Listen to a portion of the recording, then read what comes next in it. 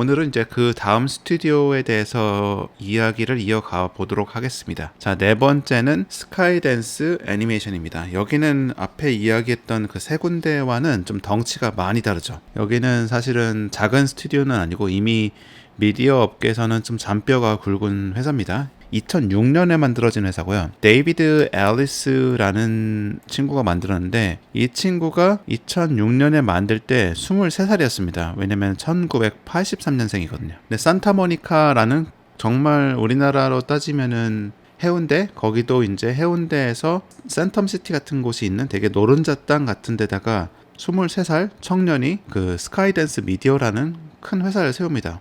초반에 이제 얼마를 들고 시작했냐면 350 밀리언이니까 한 한화로 한 4천억 정도, 4천억 원을 가지고 시작을 합니다. 그리고 이후에 여기서 만들어진 게 미션 임파서블, 폴아웃, 그다음에 뭐 월드 오브 Z, 뭐 여러 가지로 스타 트랙 시리즈, 인 다크니스 이것도 좋았죠. 꽤 굵직한 영화들도 여기서 많이 제작을 하게 돼요. 또 어떻게 이렇게 할 수 있었느냐? 사실은 이 데이비드 앨리스라는 친구가 그냥 단순히 뭐 비전이 있고 열정이 많은 청년이 아니었던 거죠. 레리 앨리슨이라는 정말 글로벌에서 둘째가라면 서러워할 만한 그런 거부의 자식이었습니다. 다이아수저죠. 2023년 올해 기준으로 지금 레리 앨리슨이 블룸버그의 빌리어네어 인덱스에서 세계 4위입니다. 우리가 잘 아는 1, 2위 뭐 일론 머스크나 뭐 마이크로소프트의 CEO나 뭐 등등등 이렇게 너무 하이 프로파일 사람들을 많이 알지만 사실 이분이 레리 앨리슨이라는 이분이 오라클 창업주이고 엄청난 갑부라는 걸 모르는 분들도 많이 있을 건데 이분의 자식들이 다 엔터테인먼트 산업을 하고 있습니다. 그 중에 한 명이 이제 아들이 데이비드 앨리스가 스카이댄스 미디어를 하고 있는 거죠. 그 미디어 안에 애니메이션 디파트먼트가 있는 거고요.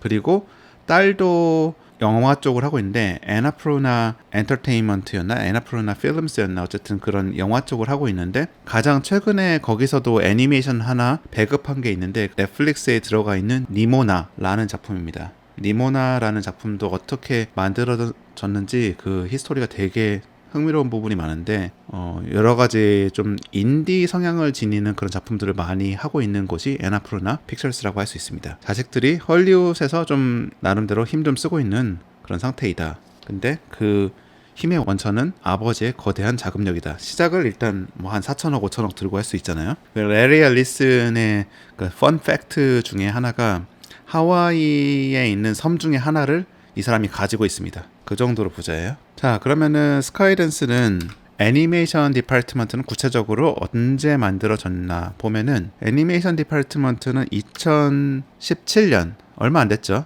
이제 한 6년 됐어요. 이 정도면 애니메이션에서는 아직 신생이에요, 신생. 근데 그 사이에 이제 가장 처음 나온 장편이 럭이라는 작품인데 사실 이거는 굉장히 실망스럽죠. 이거 아마 보신 분들도 있을 건데 이런 정도 이미지예요. 그래서 뭔가 캐릭터도 우리가 그냥 학생 작품이나 이런 데서 많이 본 듯한 느낌이고 어디서 이렇게 좀 사가지고 와가지고 쓸 수 있는 캐릭터 같은 느낌이 들죠. 근데 이제 실제로 보면은 여러모로 뭐 VFX나 좀 돈을 쓴 부분들이 보이긴 하는데 그래도 가장 첫 번째로 만든 장편이라서 여전히 좀 퀄리티가 그렇게 썩 좋지는 않은 그런 작품이었습니다. 하지만 스카이댄스는 이거를 여기 보이는 것처럼 애플 TV에서 상영을 했는데 애플과 좀 좋은 또 그 딜을 맺게 된 그런 스튜디오 중에 하나예요. 근데 그러한 좋은 딜을 맺을 수 있었던 가장 큰 원동력은 바로 이 사람이죠.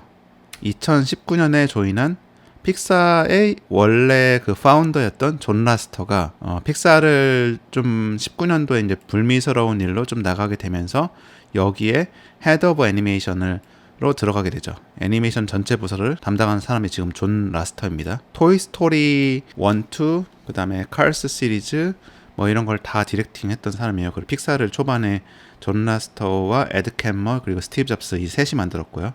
그래서 그 사람이 지금 스카이댄스 애니메이션을 이끌고 있고 이 사람이 존 라스터가 그냥 보통 픽사만 이끌었다고 생각을 하는데 한때 디즈니 전체 그룹을 다 이끌었어요. 그래서 디즈니 피처 애니메이션, 극장판 애니메이션, 그리고 디즈니 TV 애니메이션, 그리고 또 하나가 디즈니 툰스라고 디즈니 DVD용으로 만들어지는 거의 극장판 길이의 영화들이 있었거든요. 일반적으로 DVD용으로 나오는 것들, 뭐 팅커벨 막 1, 2, 3, 4 막 이렇게 해가지고 그런 그 4개 스튜디오를 다 관장했던 사람이 바로 존 라스터입니다. 그래서 이 사람의 디즈니 내에서의 영향력은 굉장했었고, 그 사람이 이제 갔기 때문에 애플과 딜을 한다든지, 애플은 또 스티브 잡스와의 예전 인연이 있기 때문에 사실은 존이나 이런 사람들하고는 어느 정도 이야기가 잘 통할 수 있는 사람들이 꽤 있을 거거든요. 그래서 존의 존재를 일단 스카이댄스에 끌어들임으로써 지금 디즈니 출신들 디렉터들이 굉장히 많이 갔죠. 디즈니 출신들 뿐만 아니라 여기 보면은 뭐 콩푸 팬더 3 감독도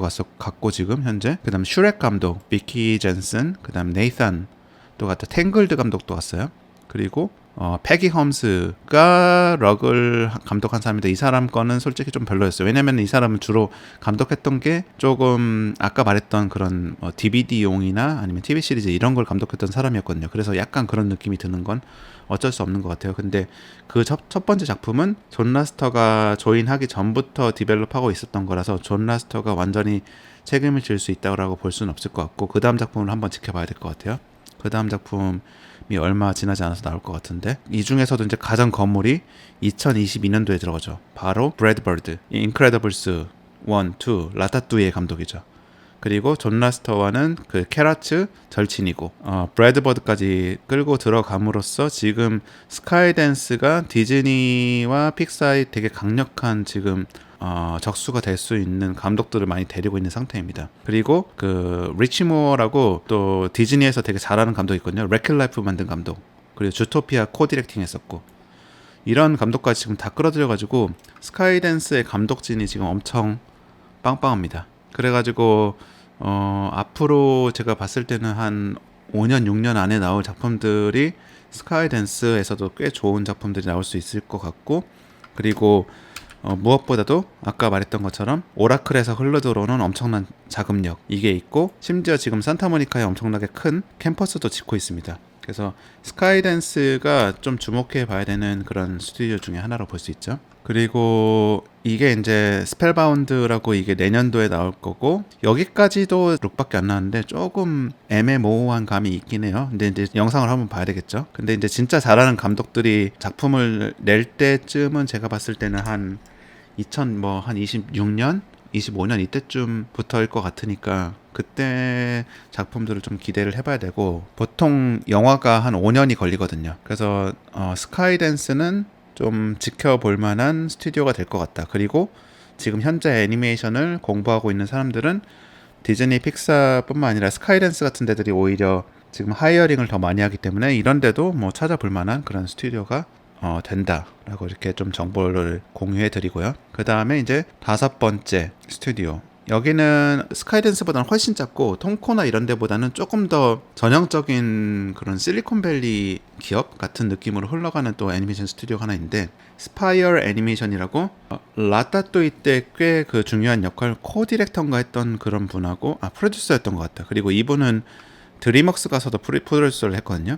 그리고 또 한 명은 뱅크 쪽에서 인베스트먼트 같은 걸 담당했던 그런 출신, 그리고 이미 앱 개발하는 회사나 아니면은 애니메이션을 좀 대규모로 만든 회사들에 투자하고 좀 운영을 해보고 이미 엑시시나 아니면 제대로 그걸 정리해가지고 돈을 많이 벌어봤던 그런 또 완전 사업가적인 또 CEO, 뭐 CTO나 이런 사람들도 드림웍스나 이런 데서 많이 끌고 와가지고 기술적인 부분도 많이 채우려고 하는 지금 좀 떠오르는 스튜디오 중에 하나인데, 헤드쿼터는 여기 이쪽에 샌프란시스코 베이에리아 쪽에 있고, 그 다음에 LA 스튜디오가 하나 있고 인도의 스튜디오가 하나 있습니다. 그렇게 3개를 운영하는 스튜디오고, 지금 여기는 제가 알기로는 한 3년 정도밖에 안 됐어요. 그리고 현재까지 인베스트먼트 받아놓은 거는 희한하게 에픽게임즈 있죠.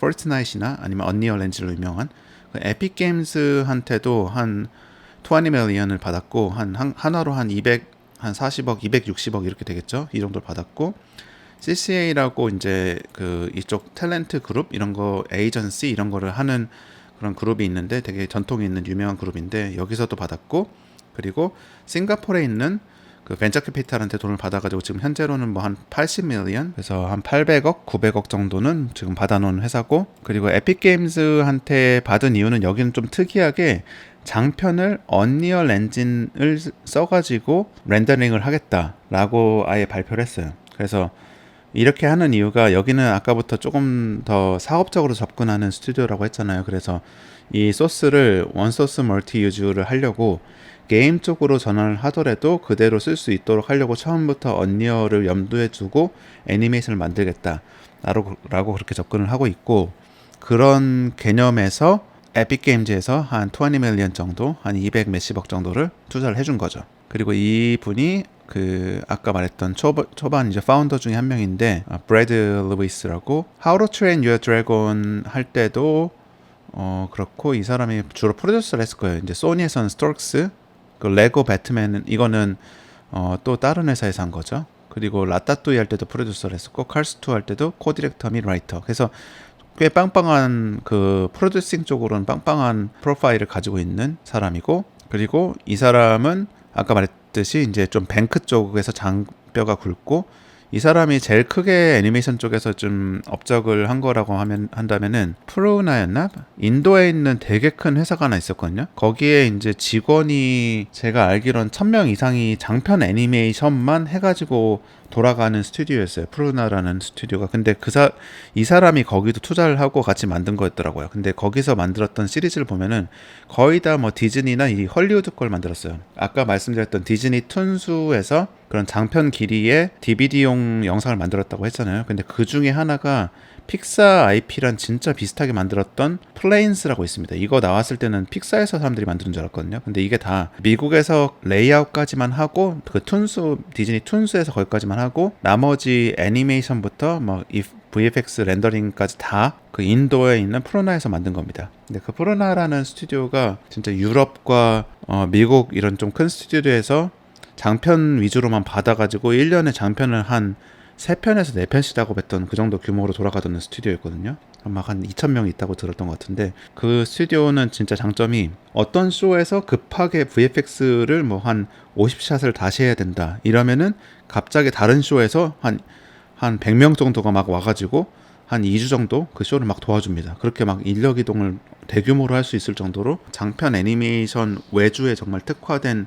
스튜디오였고, 그래서 한때 굉장히 잘 돌아갔었고, 심지어 이 플레인스 1을 만들었던 그 프로나 팀들은 픽사에 와가지고 한번 자기네들이 어떻게 미국과 같이 일을 했었고, 커뮤니케이션 방식이나 그 다음에 버젯을 어떻게 그렇게 적게 만들면서 최대한 뭐 카스 시리즈에 안 좋은 영향을 주지 않을 정도 퀄리티를 만들 수 있었느냐, 이런 거에 대해서 좀 노하우를 쉐어하기 위해서 픽사에 와서 세미나를 한 적이 있었거든요. 그때 저도 이제 가서 들었었어요.